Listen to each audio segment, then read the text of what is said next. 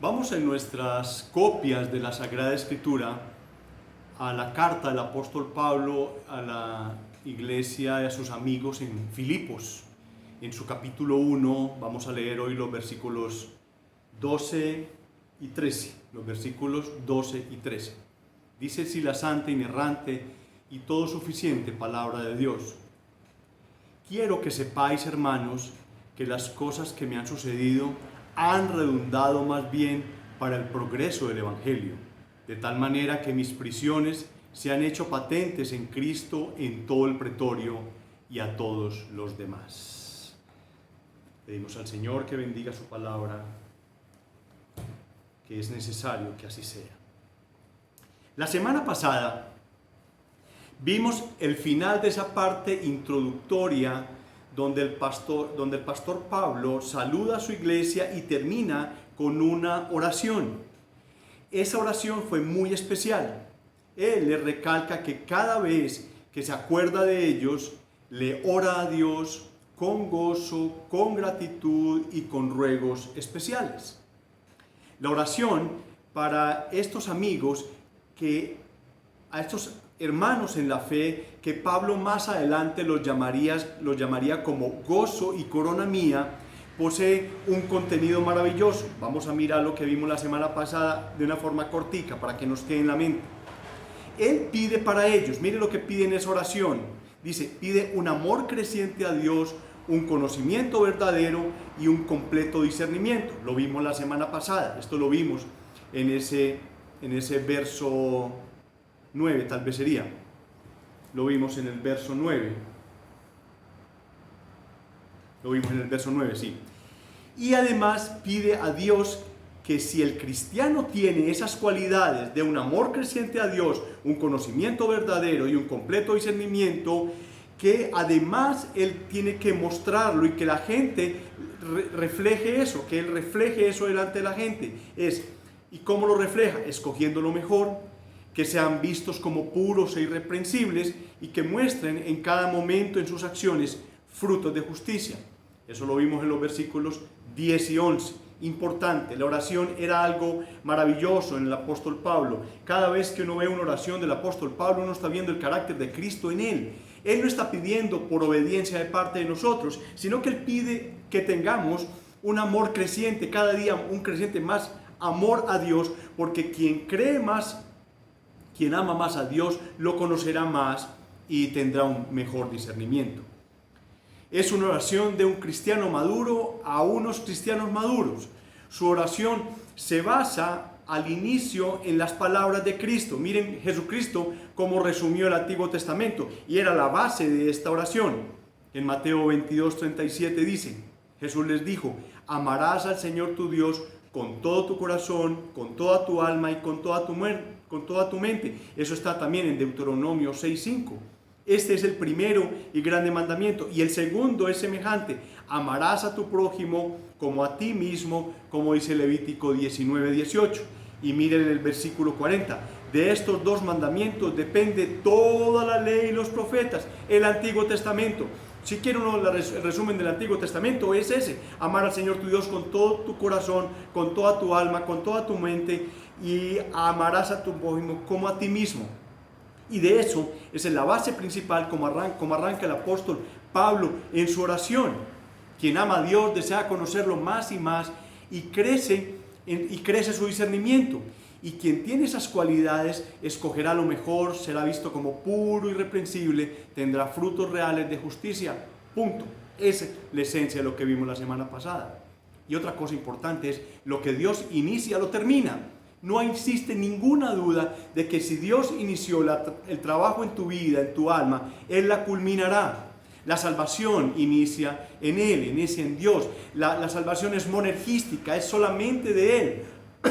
Luego, ese proceso de santificación sí es sinergística, o sea, que tiene que ver entre nosotros y Dios, ese trabajo que tiene que ver con esa soberanía de Dios y la responsabilidad nuestra. Y luego al final, esa glorificación depende totalmente de Dios, o sea, que es monergística, o sea, el que inició la buena obra la terminará. Eso es así. Es imposible que si Dios inició una obra genuina en una persona, la salvación se pueda perder. Es irresponsable enseñar que la salvación se pueda perder.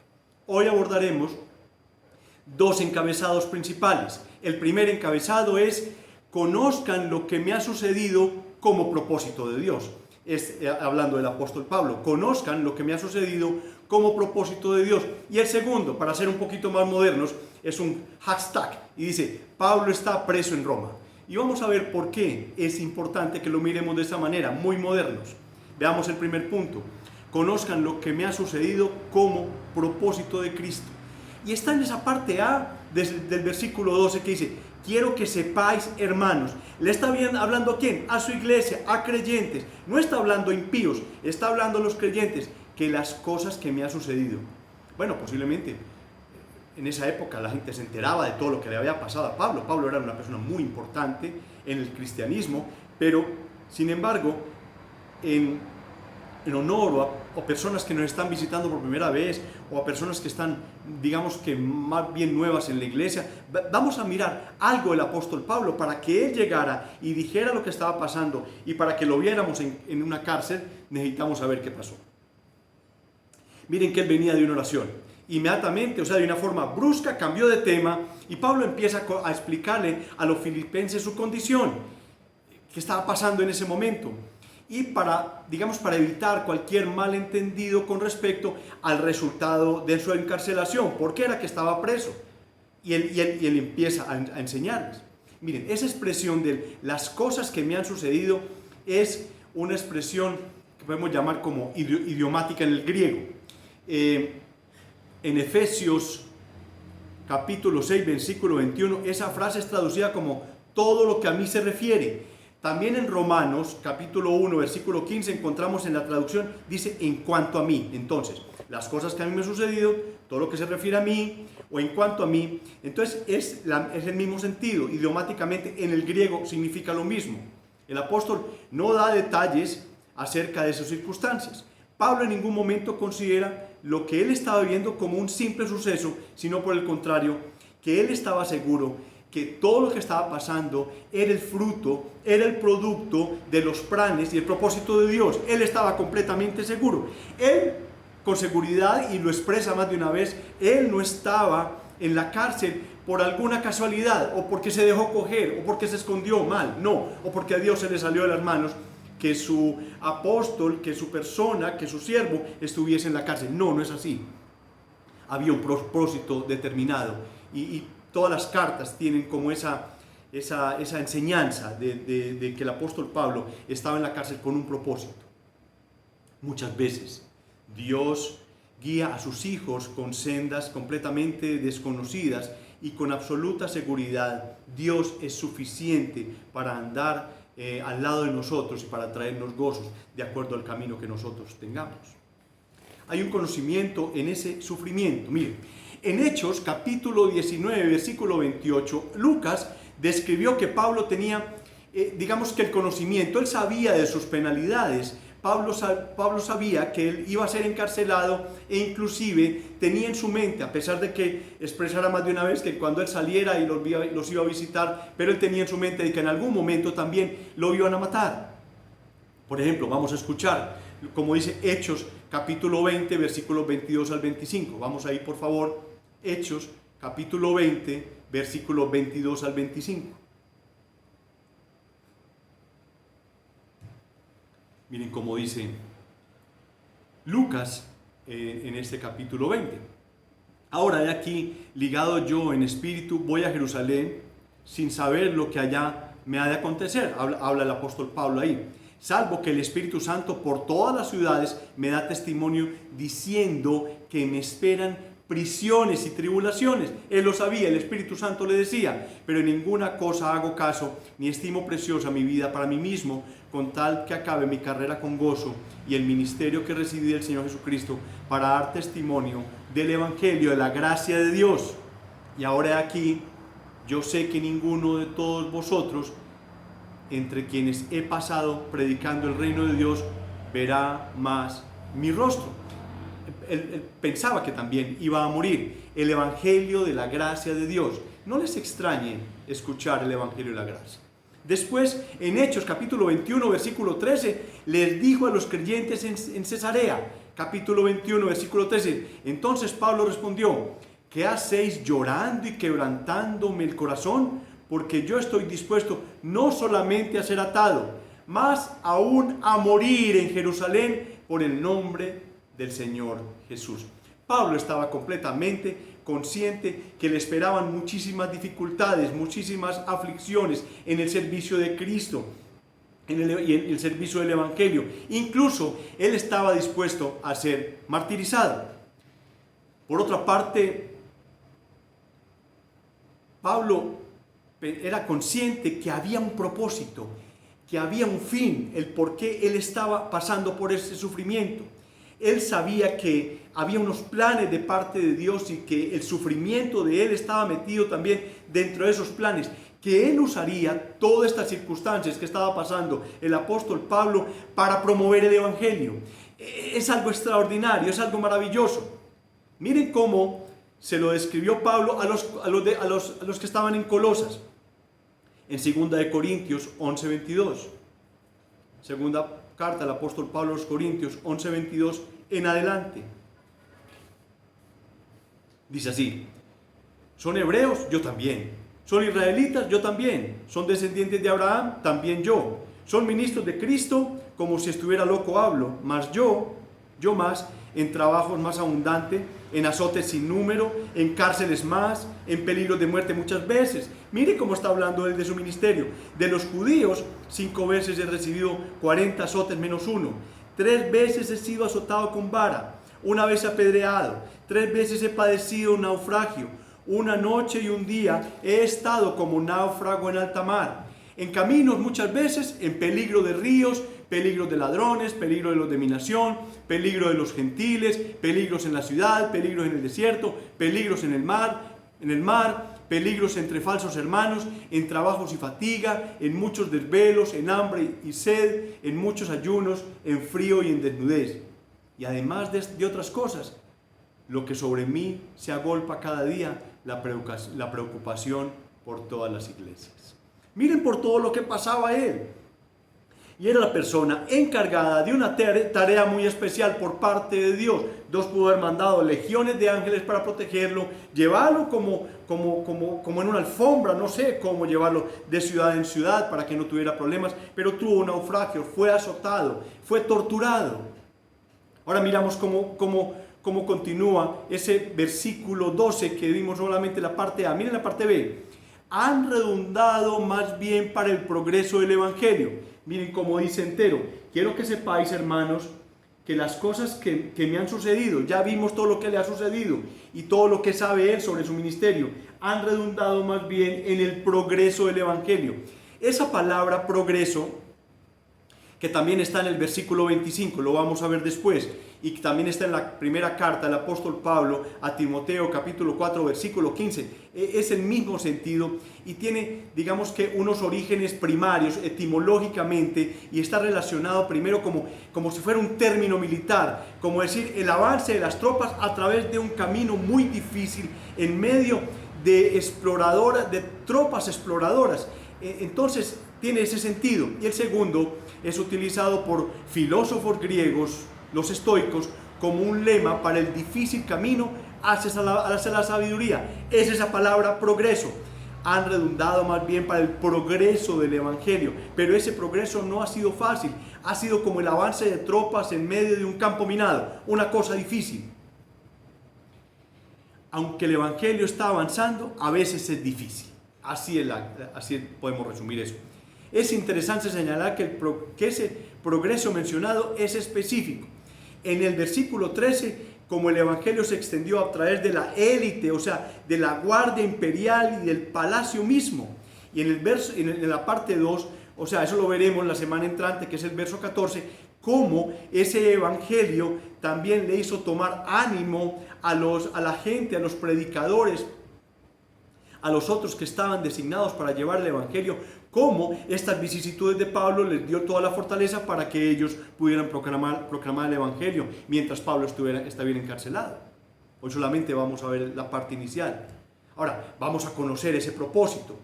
Pablo creía que Dios estaba usando su sufrimiento para extender el evangelio cristiano. Él sabía que cualquier sacrificio que tuviera que hacer valía la pena, porque sería la manera de Dios de promover las buenas nuevas de salvación en Cristo. Escuchemos cómo Pablo le habla a los ancianos, a los ancianos efesios en Hechos capítulo 20-24, en la parte B. Hechos 20-24, está hablando a los ancianos efesios. Dice: ni estimo preciosa mi vida para mí mismo, con tal que acabe mi carrera con gozo y el ministerio que recibí del Señor Jesús, para dar testimonio del evangelio de la gracia de Dios.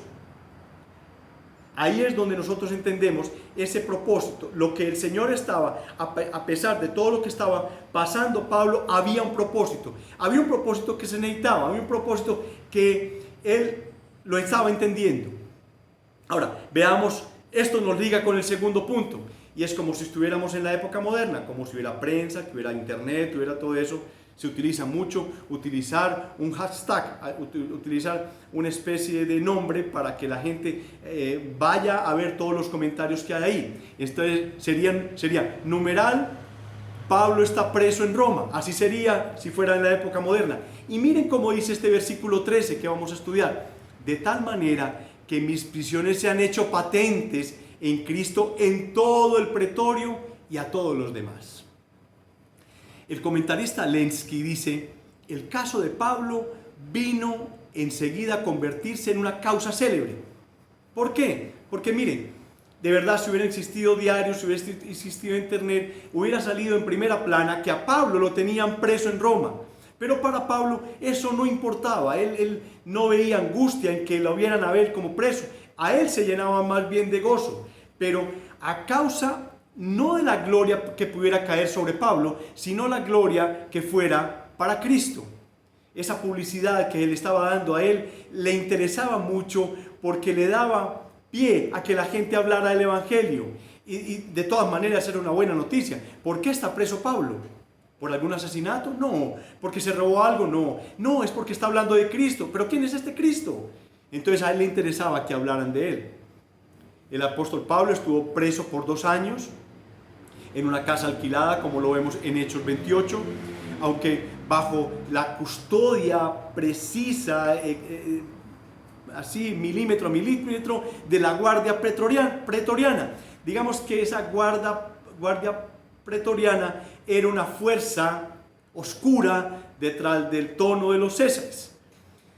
Tenían sus cuarteles, no estaban lejos de esa casa según la historia. Esa guardia pretoriana estaba formada por soldados verdaderamente escogidos, eran lo 1A de la guardia imperial, ellos cuidaban al César. Eran más o menos un total de 9 cohortes de 1000 soldados cada una, y eso formaba ese cuerpo importante militar. Y durante 2 años completos, miren esta cosa tan hermosa, durante 2 años completos, todos los días, un soldado se familiarizaba con el caso de Pablo. O sea, llegaban, lo amarraban con cadenas de la mano de Pablo, y así esta persona estaba, digamos que, oyendo todas las conversaciones de Pablo, todos los que lo visitaban. Igual él estaba al lado de él y escuchaba a Pablo orar. Muchos de esos escucharon también a Pablo dictar sus epístolas, no sé, al que le tocó, o leer de pronto la correspondencia que llegaba. Pablo tenía mucha gente alrededor de él que le estaba ayudando. Muchos de esa guardia imperial con seguridad escucharon testificar de Cristo, escuchaban a Cristo, y entonces posiblemente alguno que se llama Antonino Aurelio, llamémoslo así, uno de esos guardias pretorianos que se llama Antonino Aurelio, le va a decir a Pablo: Pablo, ¿quién es Cristo? ¿Quién es Cristo? Él lo estaba cuidando ese día, y el prisionero lo iba a evangelizar. Le iba a decir que era el nombre dado sobre todo nombre sobre la tierra, para que en él hubiera salvación. También le iba a contar que era el Dios que se había encarnado, que había llegado de una virgen, de una mujer, que había llegado bajo la ley, que la había respetado toda, que había venido a traer y a traernos el conocimiento del reino de Dios, que había venido a morir por los pecados de aquellos que el Padre le dio, que había ido a una cruz a morir por los pecadores, y que luego al tercer día había resucitado para cumplir el propósito perfecto de las Escrituras. Y así el apóstol Pablo aprovechaba la oportunidad para predicarles el Evangelio, y muchos de ellos conocieron el Evangelio y con absoluta seguridad fueron salvos. No conocemos, posiblemente cuando estemos en el cielo lo vamos a conocer, porque al final de esta epístola hay una despedida hermosa del apóstol Pablo en el capítulo 4, versículo 22, dice: y todos los santos os saludan, y especialmente los de la casa de César. ¿Cuántos de la casa de César escuchaban el Evangelio durante 2 años? Todos los días la predicación del Evangelio. Pablo estaba convencido que había una misión en esa prisión, que era predicar el Evangelio, era una tarea, y a pesar de eso, él no le importaba y sufría todas las adversidades. Eso nunca opacó el ministerio de Pablo. El encarcelamiento sería el medio por el cual Pablo lograría su ministerio. De hecho, cuando leemos en otra parte de Hechos de los Apóstoles, encontramos en ese Hechos 22, de los versículos 1 al 10, Lucas explicó, en Hechos capítulo 22, versículos 1 al 21, leemos cuando Pablo fue arrestado en Jerusalén y presentó su testimonio cristiano a toda la multitud. Y eso con absoluta seguridad lo llevaría después a la muerte. Miren en Hechos capítulo 23, versículos 1 al 10, Lucas explicó que Pablo testificó el Evangelio y la resurrección de Cristo ante el concilio, o sea, ante el cuerpo gobernante judío. Lo explicó el Evangelio. También en Hechos capítulo 24, versículos 14 al 26, aprendemos que Pablo proclamó el Evangelio ante la corte cesárea, tanto que no solamente ante la corte, sino públicamente ante una audiencia ante el gobernador Félix y su esposa judía Drusila.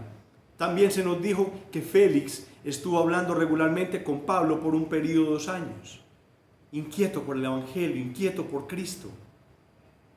Continuando en Hechos capítulo 25, versículos 18 al 26, y al capítulo 26, versículo 9, Lucas nos dice que Pablo proclamó el Evangelio al nuevo gobernador Festo, así como al rey judío Agripa y a su esposa Berenice. Él, mientras estuvo preso, mientras estuvo en la cárcel, mientras estuvo acusado, pudo hablar el Evangelio a grandes escenarios, a personas demasiado importantes.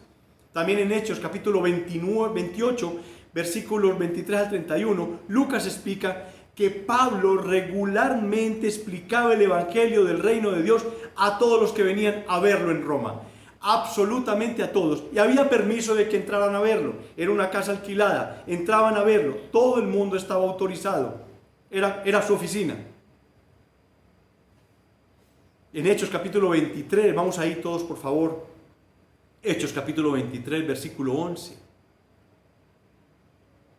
Miren las palabras de Cristo a Pablo. No solamente le habló cuando él cayó al suelo y se rindió al Señor,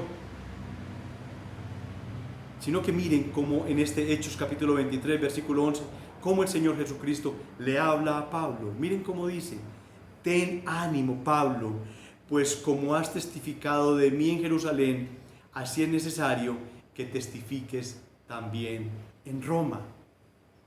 A Pablo se le dijo que tenía que hacer. Pablo sufrió por extender las buenas nuevas de Cristo desde Jerusalén hasta Roma. En toda la historia que nosotros tenemos para la extensión del Evangelio, en toda la historia del cristianismo, no solamente la extensión en el tiempo, sino la extensión en los lugares, en la parte de los lugares, que fue a África, que fue a Oceanía, etcétera, etcétera, hemos recaudado la historia de cientos de mártires que dieron su vida y que murieron como prisioneros por la causa de Cristo. Pablo fue el ejemplo primero, pero de ahí en adelante muchos, quizás desconocidos, quizás nombres que jamás nosotros vamos a conocer, posiblemente cuando estemos más allá del sol. Ellos murieron en cárceles, abandonados por todos, abandonados por sus familias, en las peores circunstancias, porque estaban en países donde era prohibido predicar el nombre de Cristo y ellos se jugaron su vida. Murieron en las más crueles circunstancias, torturados. Ellos pudieron haber salido de sus prisiones con solo negar el nombre de Cristo, pero no pudieron.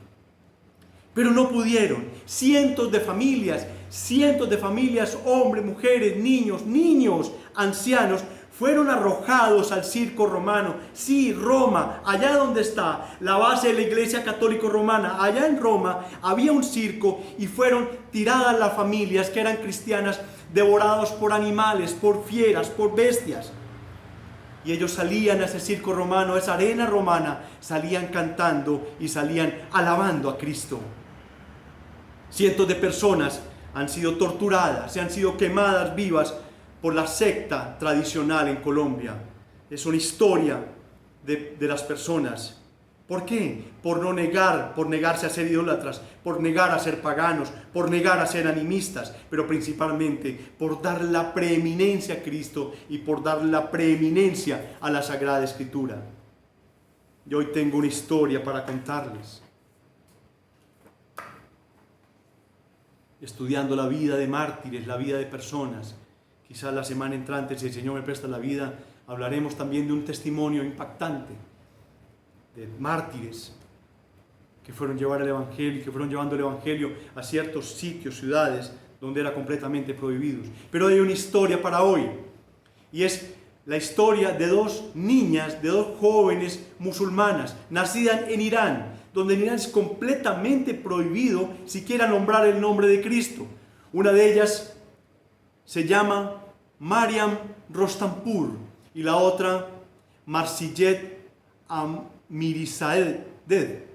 Ellas encontraron a Cristo en diferentes circunstancias, no se conocían, pero encontraron a Cristo en diferentes circunstancias allá en Irán. Ellas fueron arrestadas porque hubo un seguimiento por parte de la policía iraní de algo que estaba pasando. Posiblemente decomisaron algún tratado, decomisaron alguna Biblia y fueron arrestadas. Y ellas fueron acusadas por actividades antigubernamentales, por apostasía y promoción del cristianismo dentro de la República Islámica del Irán. ¿Cuáles fueron sus crímenes? Sus crímenes fueron entregar Biblias y compartir su fe a través de 2 iglesias en el hogar, una para los amigos y conocidos y otra para llegar a las prostitutas. Este par de jóvenes caminaban las calles hablándole a las personas, a los alcohólicos, a los que estaban tirados en las calles. Buscaban las prostitutas, la prostitución también es un delito allá. Entonces ellas se la jugaban para hablar con las mujeres y poderles hablar de Cristo, poder hablar de que había una forma de que salieran de esa situación. Cuando fueron arrestadas, sus apartamentos fueron completamente saqueados. Todavía sin ninguna orden judicial, confiscaron absolutamente todo lo que encontraron acerca del cristianismo. Las metieron en la cárcel y les negaron el acceso y la defensa por parte de un abogado durante meses. Fueron interrogadas por horas y horas y horas. Ellos exigían que les entregaran toda la red de cristianismo que ellos manejaban, los nombres de aquellas personas que estaban dentro de su grupo de personas, dónde iban ellos, y ellas no le entregaban a nadie. Durante días enteros no tenían nada que comer ni nada que beber. 2 jovencitas solo podían usar mantas húmedas con un fuerte olor a orina para mantenerse calientes. La prisión de Evin es una de las prisiones más terribles, no solamente de Irán, sino del planeta Tierra. Era un infierno en Teherán y era el símbolo de opresión islámica radical. Y se había convertido para ellas, como ellas lo decían en su libro, se había convertido en su iglesia. Casi pasaron 9 meses metidas en esa prisión terrible. Es más, en esa prisión había prisioneros y prisioneras que tenían sus hijos allá y los hijos de 2 y 3 años eran violados. Era terrible, era algo escabroso. Y ellas estaban metidas aquí, no negaron a Cristo. ¿Por qué? Ellas, antes de ser encarceladas, entregaron más de 20.000 copias del Nuevo Testamento durante 3 años, en secreto, al amparo de la oscuridad. ¿Quién les dio ese poder? ¿Por qué tuvieron esa fuerza? ¿Por qué no negaron a Cristo? Porque lo tenían, porque tenían el Espíritu Santo viviendo en sus vidas. Miren esto, qué tan hermoso. Ellas fueron perseguidas en la calle tenían que esconderse, pero en la prisión de Evin estaban compartiendo la fe libremente. ¿Quién la podía poner presa si estaban en la cárcel? Las mujeres ya acudían a ella, ya tenían acceso a 10, 15, 20, 50 prostitutas, a todas les hablaron de Cristo. Todas estaban hambrientas de la verdad y desesperadas por un amor de Dios que venía en los ojos y en las palabras de estas niñas. Muchas encontraron la verdad, muchas encontraron el amor de Cristo y muchas llegaron a los pies de la cruz para pedirle perdón, allá en Teherán, en la prisión de Evin. Y ellas confiesan en su libro, ya están libres por una acción de una ONG mundial que se dio cuenta del caso de ellas. Ellas dicen que entendían que el plan de Dios era que ellas fueran allá. Y dicen ellas, creemos que no se trata de nosotros, sino que se trata de Dios. Ese de nuevo, esa fortaleza, el no importarle sus vidas, porque les importaba más aquellas vidas que estaban en las cárceles. Les importaba más la vida de aquellas personas que no tenían a Cristo. A ti te da miedo hablarle a tu familia. A ti te da miedo hablarle a un familiar, a un vecino. A ti te da miedo enfrentar a tu esposo, a tu esposa y decirle, si no vas a Cristo, vas a ir al infierno. Juégatelo por Cristo. Ellas decían, no se trata de nosotros, se trata de Dios. Ahora, ¿cómo aplicamos esto a nuestras vidas? Miren, amigos, aquellos que no están en Cristo, si has escuchado a alguien que está pasando por grandes tribulaciones, si está pasando por grandes angustias, ver que te habla a ti de Cristo, no lo juzgues. No lo juzgues porque su gozo es distinto. Su gozo viene de Dios, viene del cielo. No lo juzgues, escucha su mensaje. Si ves a una persona pasando grandes dificultades y esa persona con una alegría sobrenatural, con una alegría que tú no la puedes entender, te habla de Cristo, escucha ese mensaje. Viene el Espíritu Santo, viene para ti. Es posible que sea el último mensaje para tu vida, que sea el mensaje que salve tu existencia y te lleve a estar eternamente con Dios. Ponte a cuentas con Dios, ponte a cuentas con Él, porque no sabemos cuál es el último momento en que van a hablarte de Cristo. Y para la iglesia hay un mensaje bien especial el día de hoy. Y arranca con un título que yo puedo decir, el sufrimiento hace parte de la vida del cristiano. Si estudiamos la vida del apóstol Pablo, entendemos cómo el sufrimiento y la predicación del Evangelio y la extensión del Evangelio van de la mano.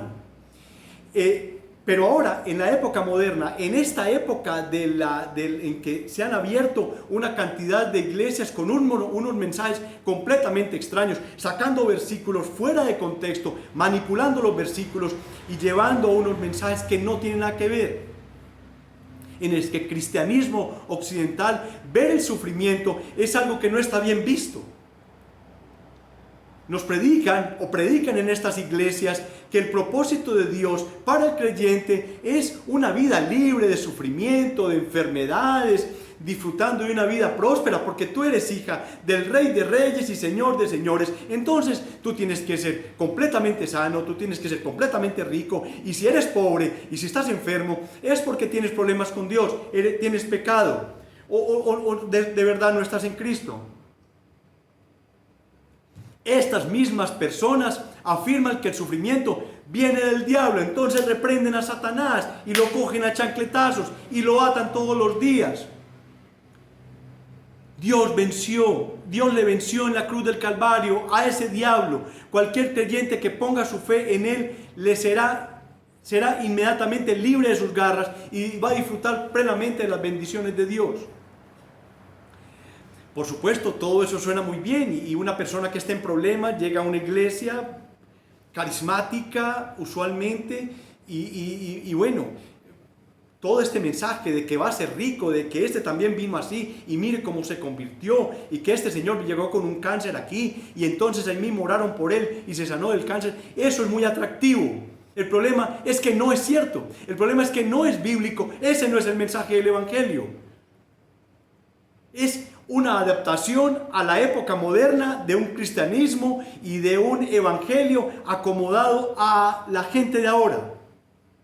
Somos testigos de que eso exalta la comodidad y el placer en esta cultura moderna.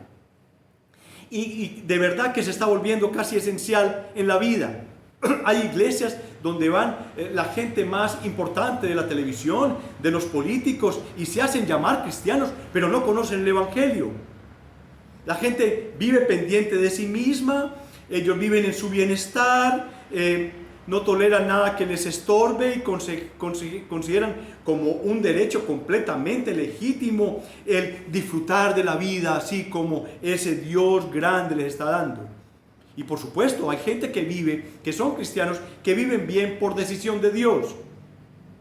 Pero ese sacrificio personal dentro de ese modernismo no está en las mentes de las personas. Pero lo triste es que todo esto se ha introducido bajo una forma de un nuevo evangelio conocido como el maldito, para mí, maldito evangelio de la prosperidad.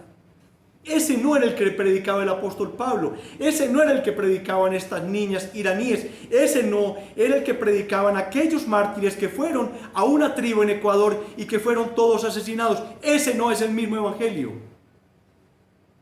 Pero como ya hemos dicho, esas enseñanzas carecen de todo el fundamento bíblico. La vida del apóstol Pablo es un claro ejemplo de ello. Pocos hombres han sido tan fieles a Dios como él, y pocos han tenido una vida tan llena de sufrimientos y de dificultades. Y hay que decir que esta será la norma para todo aquel que quiera servir fielmente al Señor.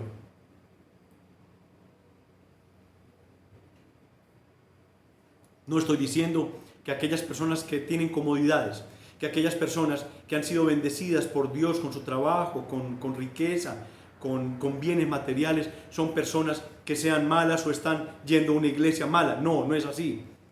Sino que estamos criticando, estamos poniendo de frente es aquel evangelio que llaman evangelio de la prosperidad, que tumba de toda manera toda misión de aquella persona que vaya a llevar el evangelio a ciertos sitios donde sea peligroso llevarlos.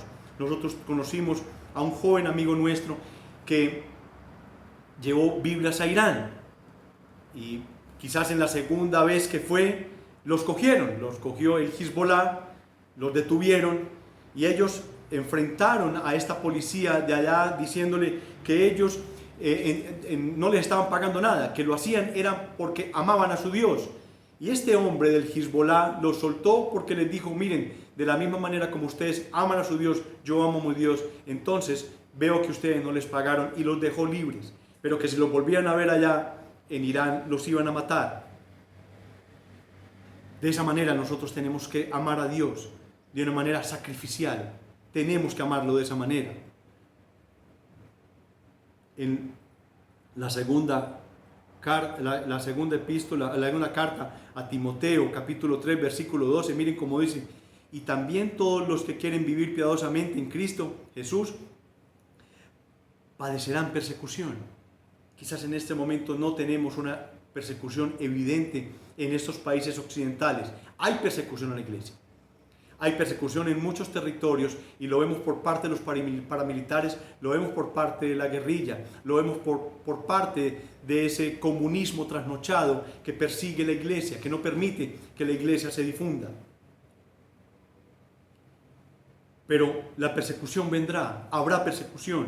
Pablo descubrió esto en el mismo momento en que tuvo su primer encuentro con Cristo. En Hechos 9:15 el Señor se dijo: ve, porque instrumento escogido me es este para llevar mi nombre en presencia de los gentiles y de reyes y de los hijos de Israel. Mire cómo dice el versículo 16: porque yo le mostraré cuánto le es necesario padecer por mi nombre.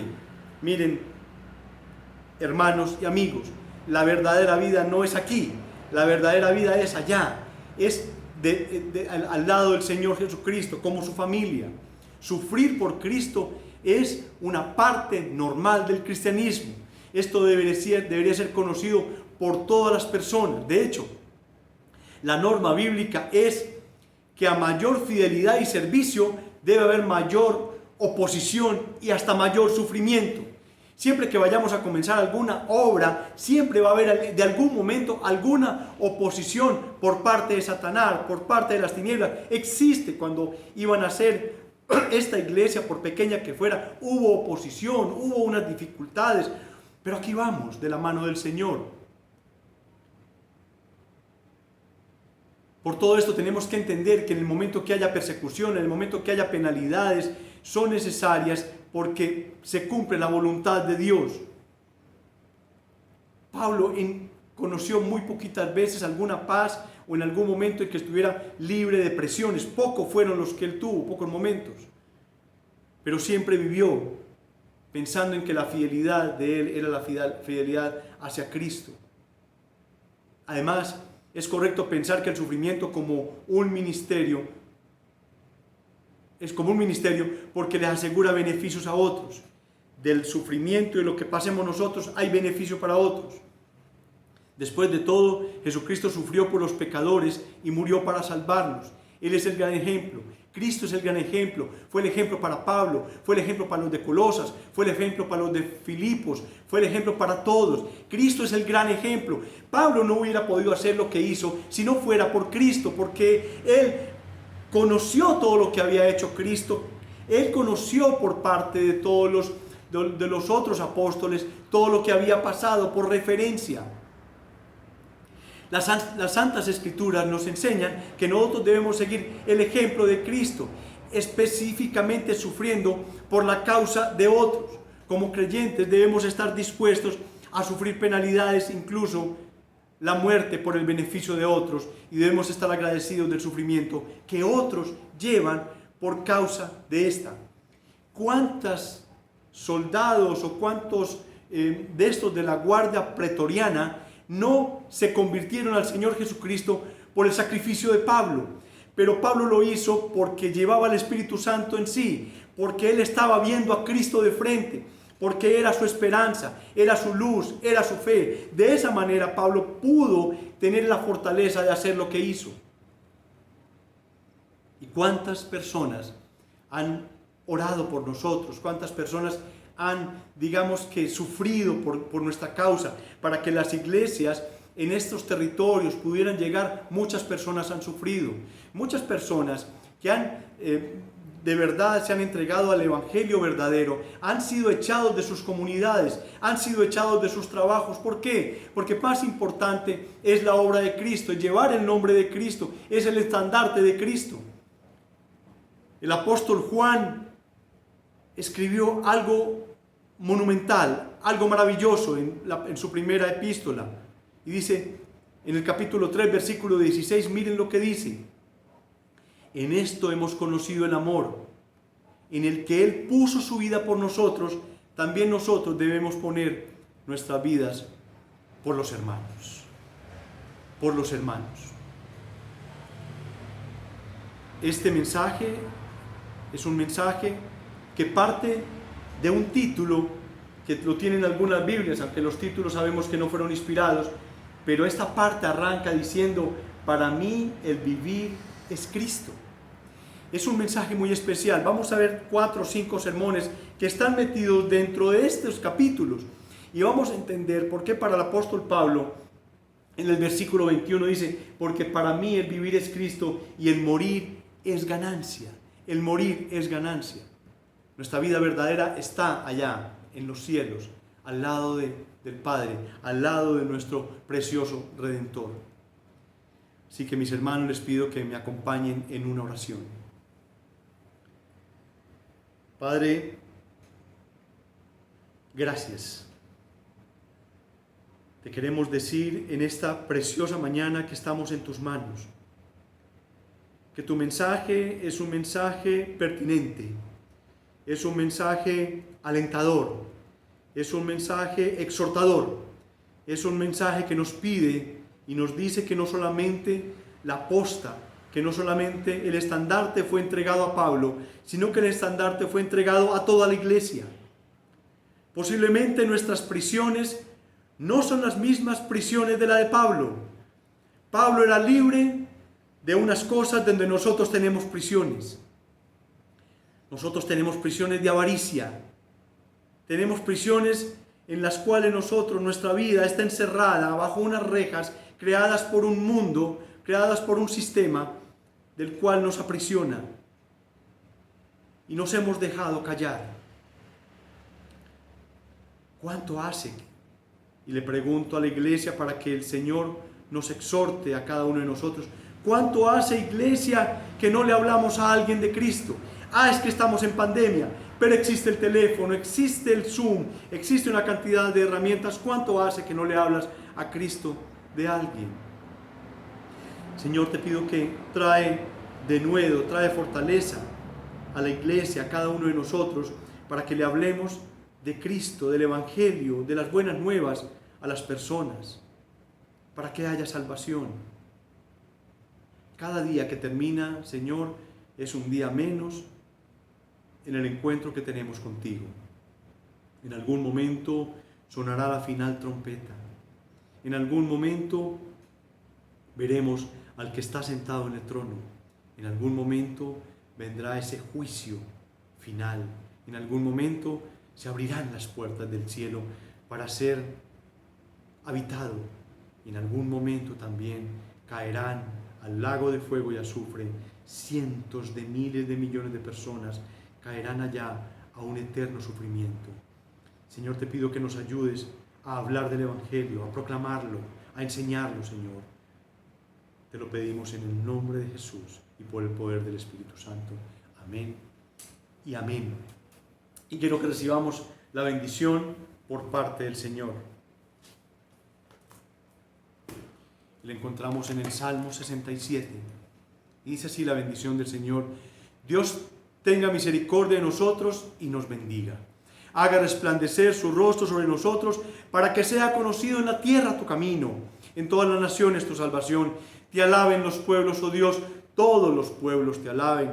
Alégrense y gócese en las naciones, porque juzgarás los pueblos con equidad y pastorearás las naciones en la tierra. Te alaben los pueblos, oh Dios, todos los pueblos te alaben. La tierra dará su fruto, nos bendecirá Dios, el Dios nuestro. Bendíganos Dios y témanlo todos los términos de la tierra.